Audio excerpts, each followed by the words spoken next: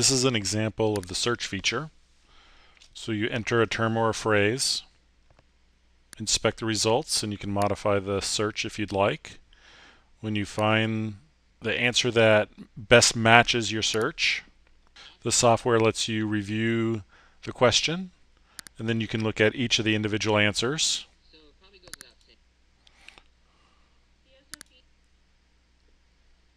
And again, the questions and the answers, if they've been transcribed, are completely searchable, and you can watch the entire video with transcripts, notes, and attachments in the video library.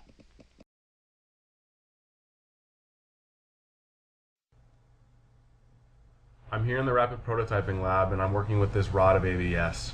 Now I encountered an issue when printing this rod because the length of it allowed it to be flimsy, and what that meant was that when I tried to take it off the tray I was actually cracking the piece because there wasn't enough rigidity within the piece to take it off the tray. So what I ended up doing was increasing the diameter of the back end and actually putting this plate onto it, because that allowed the software to add more base material underneath the rod, which made it more rigid on the tray. So it came off easier, it came off without cracking. The issue with this is that I ended up using like 4 times as much base material as I needed to. So I was hoping that you guys would have some suggestions on how I could have gotten the rod off of the printing tray without using extra base material. Hey Nate, this is a problem that a lot of people have come across. While your solution was very innovative, I think that another solution you can use in the future is to put both the base plate and the material into the lieback as a whole. That way it's easier to separate and you just have to pull it out of the bath. After a couple hours, the base plate is reusable after you've dunked it in the lieback, and I hope this helps. Hi Nate, I've broken ABS parts before because of the exact same problem you're experiencing. And what I ended up doing was just using a pair of thin needle nose pliers to break the support material between the part and the tray. And I was able to then get the parts to come off without breaking. So, you can try it out, and I hope it works for you. Hey Nate, so there's a setting in the software that actually allows you to change the pattern density of the base plate, and if you lower that, it should prevent it from cracking when it comes off the tray.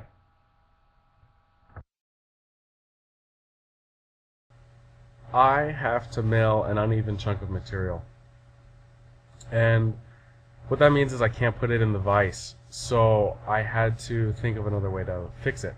And I ended up drilling through the material and getting this block of aluminum and drilling through it as well and mounting it to the bottom of the material. And what this allowed me to do was clamp down the aluminum and get a 0 point off the bottom of the material and treat it as if it was fixed. That was my solution. The issue was that it kind of destroyed a section of the material because I drilled through it, so I can't really use that section anymore. My suggestion would be to use a 3 or 4 jawed fixture in order to keep the part steady as you work. Hi Nate, a soft jaw fixture would have allowed you to hold the material without sacrificing any of it. The fact is, this has become a bit of a common problem at our facility, and I really would recommend that we have an in-service day to teach all of the technicians how to properly set up a soft jaw fixture. I think it's really important, and I think we need to take that step. Hey Nate, I'd recommend using a modular fixture. This allows you to build around the material and secure it so that you don't actually have to sacrifice any part of the material, and we actually have one located in the large machining room.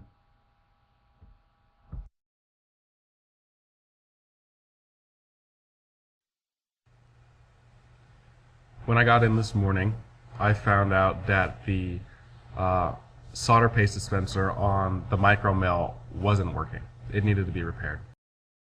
And what that meant was that I could still mill out PCB boards for our deliveries today, but the vias need to be connected by hand. So I ended up milling the boards like normal and trying to connect them with our solder paste.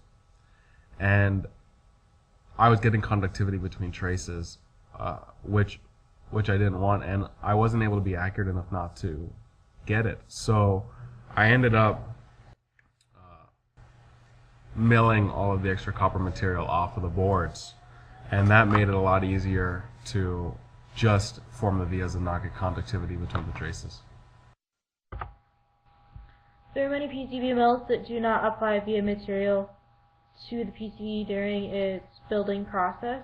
One way to get around this problem is to take the PCB material out of the machine after the traces have been routed, but before the holes have been drilled, to apply a protective tape to both sides of the PCB material, then place it back into the machine to be drilled out. After this process, you can spread conductive material on top of the board and over all of the holes, then use a vacuum nozzle to suck all of the conductive material through the board, thus creating conductivity on both sides of the board. Then you can remove the tape and you should have a finished board. I hope this helps.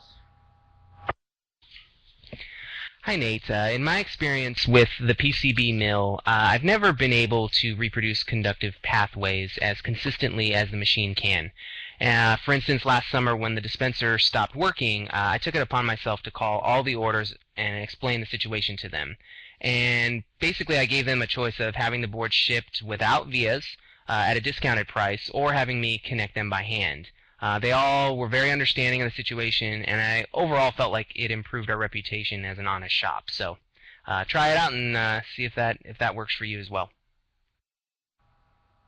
Hey Nate, I think a pretty easy way to get the thermal paste in the via is if you just stick that thermal paste on a wire, like say the end of a resistor or something, and you put it in the hole and pull it out, it should stick in there, and that would prevent you from needing to reprint the board.